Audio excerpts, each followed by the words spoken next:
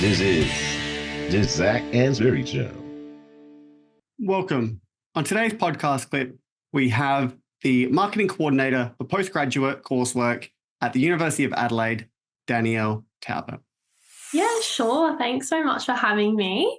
So I'm Danielle. I am currently the marketing coordinator for postgraduate coursework at the University of Adelaide.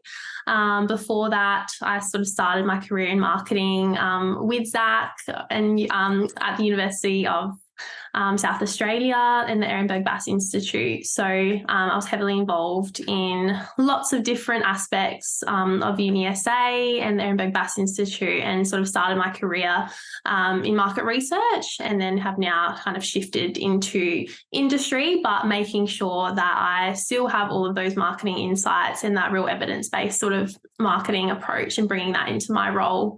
Yeah. Awesome. That's so good to hear. I think that's one of the things that industry could really benefit from, is to have that sort of evidence-based mindset. And so, yeah, you're a perfect advocate for that. So, you're not very old. I keep looking at myself in the mirror and I keep seeing more and more grey hair. And I keep doing life things like getting married and all those sorts of things. But you're definitely not. But earlier on in your life, when did you kind of think that you were interested in marketing? Was there any sort of, maybe you watched an ad as a kid, or maybe there was a certain course that you wanted to do? Was there anything that kind of struck you as being, yes, this is the sort of career I want to do? Yeah, I think I always had an interest in that business, psychology, law, kind of communication sort of fields. And I guess I wasn't really sure where I wanted to take that. Probably it wasn't until maybe year 10, which I've come to realize is actually quite early. And I think I was one of the lucky people who actually did know that I wanted to do that sort of career in business and marketing. I remember sitting, I would wake up on a weekend, I would put Saturday Disney on in the background, and I would go through kind of old lifestyle and recipe magazines and fashion magazines, and I was creating my own versions as a kid. And that's what I would be doing on my weekend, which is really random. But I guess I always kind of loved that communication and creative kind of area. So, yeah, I think that's just naturally how I progressed into wanting to study marketing in comms. Oh, that's really cool. What you did for fun, create your own magazines. Yeah. I kind of agree with you. I think year 10, from what I've been asked, because I ask everyone this question, right? Year 10 does seem to be rather sort of early. And I think that was somewhat advantageous for you, because did that mean you could then skew those sort of developmental years in high school to in like core business subjects? Yeah, absolutely. So what I studied in, I guess from year kind of 10 into year 12, psychology, legal studies, business and enterprise, society and culture, and English communication. So they all kind of contributed to that theme of marketing, business, understanding how kind of society and businesses work together, and understanding that consumer behavior sort of side of things. So I guess those subjects allowed me to have lots of different doors open going into university, but they all kind of fed into that marketing program. Yeah. I really agree with you, because I was in a similar boat, I reckon, where, I used to watch sort of business sort of and marketing type television shows.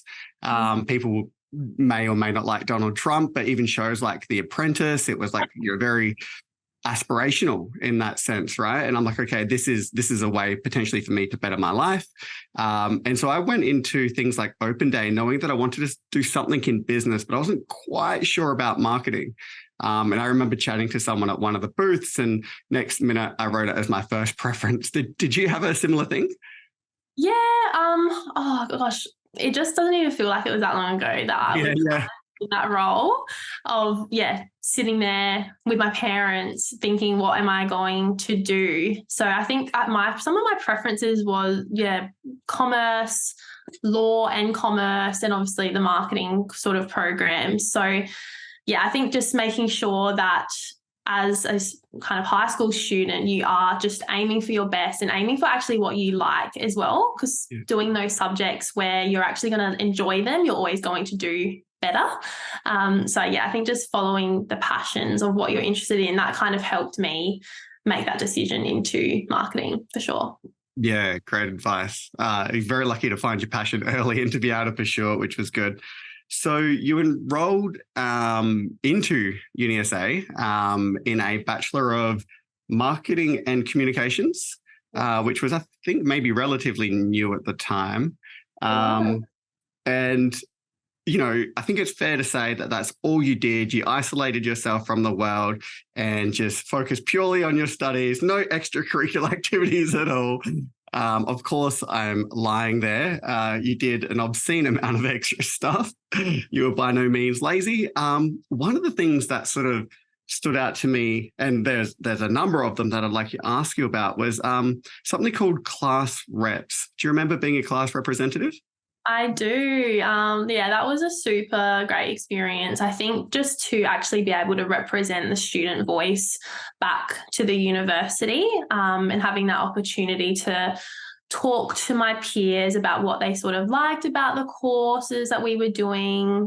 It was just, a really great way to be more involved within the university, talking to academics, lecturers, building those sorts of relationships. That was really important. It was a really great role to have. And it didn't require too much effort either, but it was something great to add to the CV. I think it's a great opportunity for sure. I can reassure you as someone who's on the other end of it, who's currently running courses through University of South Australia, that feedback does get to us, obviously very anonymous, very confidential, but it always helps us to improve the course. So students have provided lots of constructive criticism or feedback, I suppose, over the last, I've been doing this for too long now. And I've always sat back and reflected and then thought about how I can make some changes for next semester. So rest assured, the feedback that you gave, Danielle, and all of the other class reps definitely does help. So you were also the vice president of a marketing club, is that right? Yeah, so the UniSA Marketing Club, that was such a great opportunity. So I focused on, leading the committee with our president, and also worked on a lot of their digital sort of marketing, which was a great experience to have as someone who, I did a few internships, of course, but I think it was just another great kind of experience to expand my skills and apply those skills that I was learning within my university degree to the real world. And it was so great being able to actually talk to my peers, running events, which is something that I still love. We sort of revamped the business ball with a few of the other business clubs as well. So, and I think now, it's such a successful club, even still. I know some of the students who are still within those committees, and just seeing that they kind of carry the baton forward is so incredible to see. So, yeah. Yeah, it's definitely going strong. So Millie Smith, who's the current vice president, you know Millie? Yes. Yeah. I think, she got the Ehrenberg Scholarship, and I was on the panel when she got selected. So, so stoked for her and everything that she's doing too. Yeah, she kind of reminds me of you in that sense. Sits around just on the couch, not doing much. They recently had I think it might have been the business ball. I don't know if I saw on LinkedIn, but they had an incredible number of people who attended, and the pub crawls and stuff like that, all really important. And it's odd because it's, you obviously learn quite a lot during your university degree, but I think it's the people you meet and those experiences that you remember 5, 10, 20 years later. And it's really nice that you and Millie actually created that for other people. Yeah, absolutely. I guess it's nice knowing that there's a little bit of legacy that you can kind of leave behind. And I think clubs are such a great way to be able to do that. So, I'm looking forward to just continuing to see how that, that committee and that club thrive. Yeah. Mm-hmm. And so during your undergraduate program, being such a high achiever, you're invited to something called masterclasses. Did you want to provide us with a bit of insights as to what those are? Yeah, so the masterclasses were for high achieving students, and you were invited by the Ehrenberg Bass Institute. So that really focused on key academics within the institute presenting their latest research and insights. So it was so great as students to be able to, again, building up their networks with people from the institute, hearing about the key questions that industry are asking as well. Obviously, the Ehrenberg Bass Institute is engaged with so many key brands around the world. So being able to have firsthand access to those insights as a student was definitely something that, again, gives a greater edge amongst your peers, especially as you start to apply for different jobs. Do you remember any of the key speakers that you saw during your time there? Yeah, John Dawes, of course. Oh, love John. Yeah. Yeah, he's so great and presents just so well. Is so engaging. So I think that was one that's really stuck out for me. And also Sarah, when she talked about like luxury categories and things like that, there were two that really stuck out for me. So yeah, it was just interesting being able to actually, I guess, you're always kind of in your university student mindset, but then to actually hear what people are doing in the real world and the research that's actually informing all of those big brands, it was just something so cool and something that not a lot of university students do get to experience. Yeah, absolutely, you're right. So, and like Sarah Patrick, when she was here, and her topic was obviously about luxury brands, as you mentioned. So we had sponsors at the time and still do who very much operate in that space. So her research was critical to guiding some of their decisions. That's pretty cool for someone who was, I don't know, she must have been about 23 or 24 at the time. Like, that's pretty unbelievable, right? Definitely. Yes. Very cool. And I agree with you. I absolutely love John's style of presenting. The greatest part I think about it is obviously he's so insightful and you can see that he's like thinking on the spot. But my favorite part is the noises that he makes. He often does things like ka-chunk and stuff like that. It's absolutely fantastic. Oh, it's just taking me back now. Yeah. I'll have to get John on the podcast and like hopefully he makes some noises. Yeah. So you also did things like mentoring programs. Was that as a mentor or a mentee, or did you do both? I couldn't quite. Yeah, so I was a mentee in that instance. So that was actually run through the business school when it was that. Now it's a business academic unit, but it was basically the business mentor career program is what it was titled. And as again, sort of students that could apply for a position to have a mentor that came from industry and could really help guide students to advance their career and advance their place, I guess, as transitioning from a student into an employee or whatever it is that they wanted to do. So I had a really great mentor, someone who was actually working within the communications and marketing unit at UniSA. And that just, I guess, was my first real taste of working closely with someone that was working for a brand. And it was actually my first taster of, I guess, marketing within the higher education sort of category as well. I had the opportunity to be the coordinator of all of the volunteers at one of our open nights for the Gill campus at the time. So yeah, that was just such a great experience. And there was lots of different events and different activities that we could be involved in as mentees with our mentor to really just, take that next step and be prepared to enter the workforce. Wow. Sounds like you had an incredible time there. Yeah. It was great. And I guess that was run across, quite a few months. So being able to actually build up that mentee and mentor relationship was super important. And I think just also helping students gain those professional type skills as well, working so closely with someone who's in industry. Yeah. Do you still maintain that relationship today?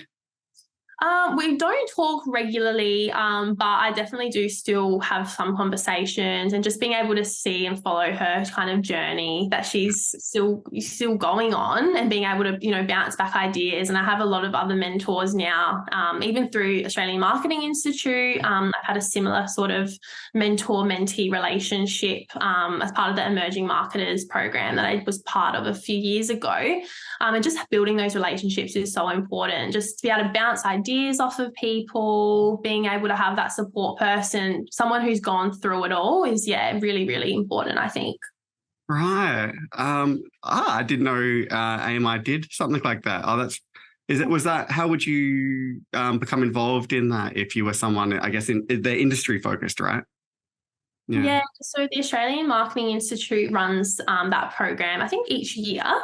And you can, as a career starter member, you can apply, I guess, for that sort of program. And you get paired with a mentor across Australia, actually. So I was partnered with someone in Sydney in a digital marketing agency, and I had expressed my interest in digital marketing and building up those skills. So having that sort of relationship was so important. I guess as well, while I was searching for a new kind of role, having someone who was kind of external and that could provide that guidance was really crucial too. Yeah, and I guess being external, they have no dog in the fight or whatever. They're only interested in your benefit and your outcomes. So that must be really nice. And they're kind of independent. So and I think the great thing about those programs is that people that apply to be mentors are actually there because they want to be. They genuinely they care about sort of helping that next marketing generation and have so much to offer and I guess bring back into the industry. So I think those sorts of programs are really beneficial for anyone that's interested. Yeah, no, absolutely. Hey guys, it's Zac Anesbury here with just a couple of quick reminders. If you've enjoyed today's podcast, then make sure you subscribe so you never miss an episode. There are plenty more interviews to come with some of the world's leading marketing academics and practitioners. You do not want to miss these. In the meantime, if you're looking for another way to connect, then follow me on Twitter at Zac Anesbury. That is ZACANESBURY. For my take on the marketing issues of the day. That was the Zac Anesbury Show.